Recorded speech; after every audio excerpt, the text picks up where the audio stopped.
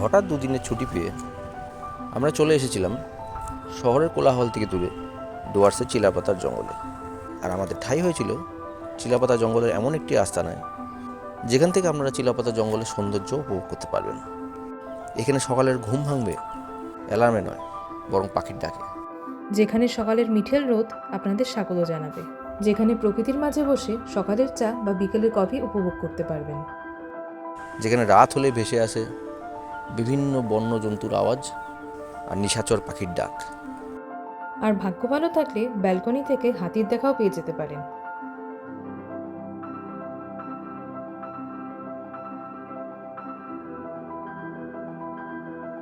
তাহলে আর দেরি না করে শুরু করে দেওয়া যাক চিলাপাতার এই সুন্দর আস্তানায় থাকার অভিজ্ঞতার গল্প। চিলাপাতার নিয়ারেস্ট স্টেশন হলো হাসিমারা স্টেশন। আর হাসিমারা যাওয়ার জন্য বেশ কিছু ট্রেন রয়েছে। আমরা সফর করছিলাম ভিস্তারম ট্যুরিস্ট এক্সপ্রেসে, যার শিলিগুড়ি জংশনে অ্যারাইভেল টাইম ছিল 7:40। এবার আমরা পাহাড়, নদী, জঙ্গল ভেদ করে এগিয়ে চললাম আমাদের গন্তব্যের দিকে।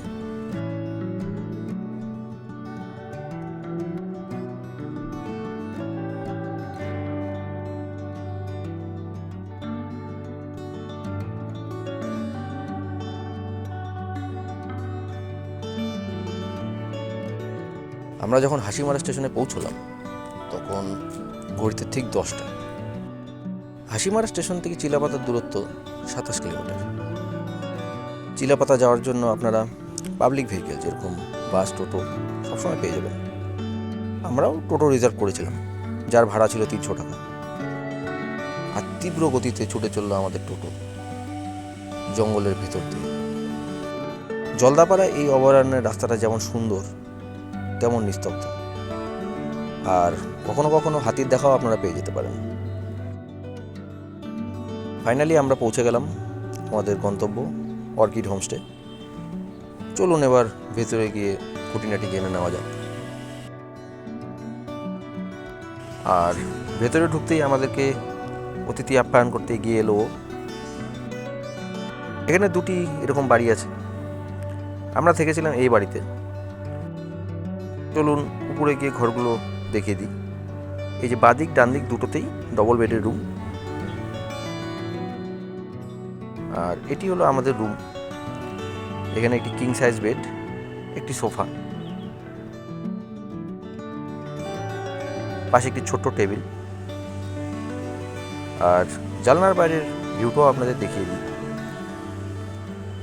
জানলা খুললেই কিন্তু আপনারা দেখতে পাবেন সবুজ আর সবুজ। এই হলো বাথরুম, এখানে গিজারেও আছে।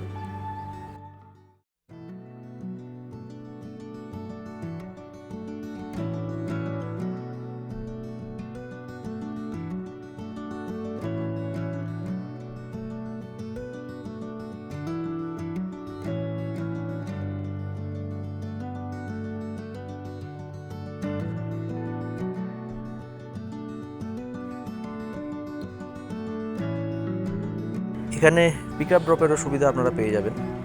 হোমস্টের সাথে যোগাযোগ করলে তারাই আপনাকে স্টেশন থেকে অর্কিড হোমস্টেতে নিয়ে আসা এবং স্টেশনে পৌঁছে দেওয়া দুটোই করে দেবে। এছাড়াও এখানে জঙ্গল সাফারির সুবিধাও আছে।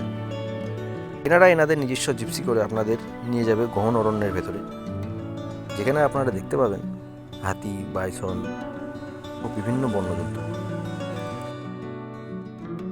আর এই দোলনাটায় বসে সারাদিন কীভাবে কেটে যায় বোঝাই যায় না।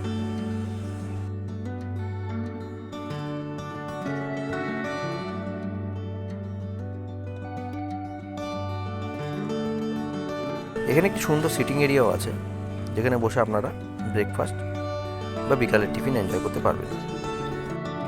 এই বাগানে কিন্তু আপনারা বিভিন্ন রকম গাছ, যেমন অর্জুন থেকে চালতা, সবই পেয়ে যাবেন।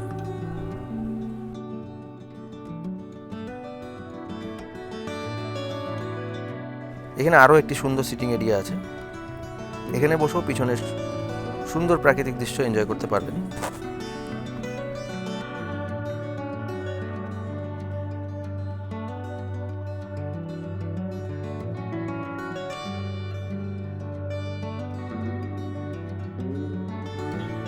এটা হলো এখানকার ডাইনিং রুম। এখানে যে গাছের গুড়ি কেটে এই যে চেয়ারগুলো বানানো হয়েছে তা সত্যি অসাধারণ।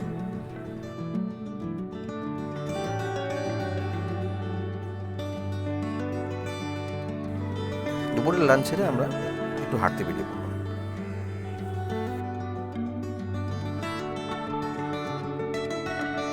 এরপর ধীরে ধীরে রাত হয়ে এলো। এখানে রাতের সৌন্দর্যটা কিন্তু অন্যরকম আর বেশ অ্যাডভেঞ্চারাস। হোমস্টের ওনার আমাদেরকে জানালেন এই সামনের যে ফাঁকা জমিটা আপনারা দেখতে পাচ্ছেন, এই জমিটাতে ঠিক কিছুদিন আগে হাতি বেরিয়েছিল সন্ধ্যের পরে। তাই আমরাও সন্ধ্যার পর থেকে ব্যালকনিতে বসে থাকলাম হাতি দেখার আশায়, কিন্তু হাতির দেখা পেলাম না।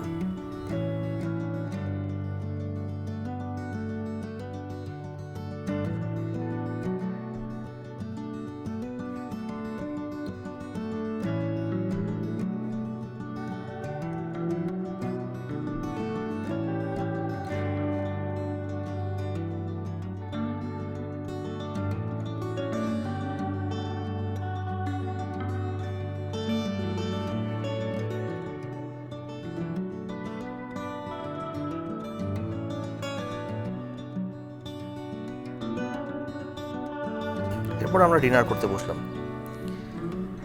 এখানকার রান্নাটা এতই ভালো যে ভিডিও শ্যুট না করেই আমি খাওয়া শুরু করে দিয়েছিলাম। আমাদের ডিনারে ছিল ভাত, মুসুর ডাল, আলু ভাজা, বেগুন ভাজা, চিকেন কারি। পরদিন ছিল আমাদের হোমস্টেতে শেষ দিন, আর ঠান্ডাও ছিল বেশ। চারিদিকে কুয়াশার চাদরে ঢাকা। এরপর চেক আউট করে আমরা রওনা দিলাম আমাদের বাড়ির উদ্দেশ্যে। তাহলে আপনারাও চলে আসুন ঝটিকা সফরে এই অর্কিড হোমস্টেতে। এই ভিডিওটি কেমন লাগলো কমেন্টে অবশ্যই জানান। আবার দেখা হবে নতুন কোনো ভিডিওতে। ধন্যবাদ।